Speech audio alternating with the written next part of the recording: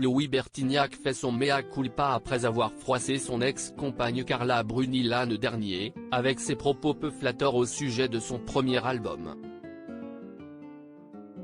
Des propos très maladroits. L'an dernier, Louis Bertignac s'était essayé à l'écriture avec la parution de son livre autobiographique intitulé Jolie petite histoire. Si le titre évoque les paroles d'un de ses titres phares avec le groupe Téléphone, si est parce qu'il parle effectivement de son aventure au sein du groupe et de son amitié avec Jean-Louis Aubert. Mais l'artiste de 69 ans y évoquait aussi sa relation avec Carla Bruni.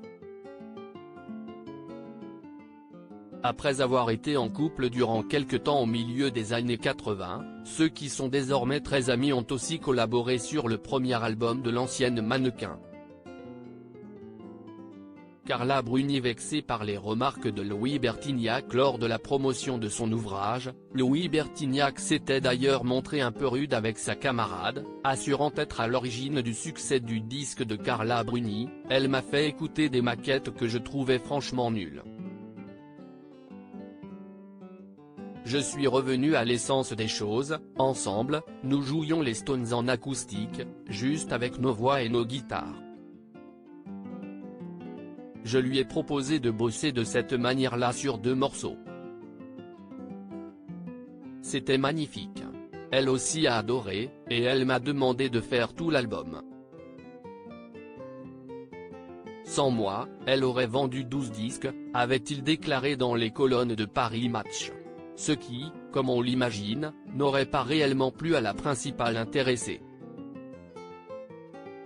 On s'est souvent engueulé puis réconciliés interrogés cette semaine par nos confrères de Télémagazine. Louis Bertignac revient sur cette fâcherie avec l'épouse de Nicolas Sarkozy. On se connaît et on s'est souvent engueulé puis réconciliés.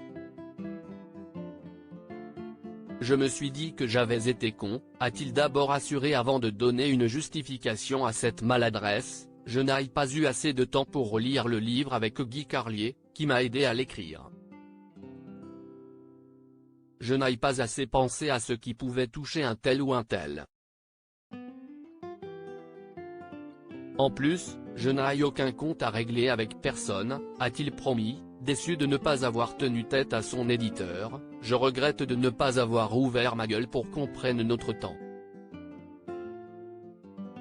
Je suis trop gentil ou trop poli, a-t-il conclu.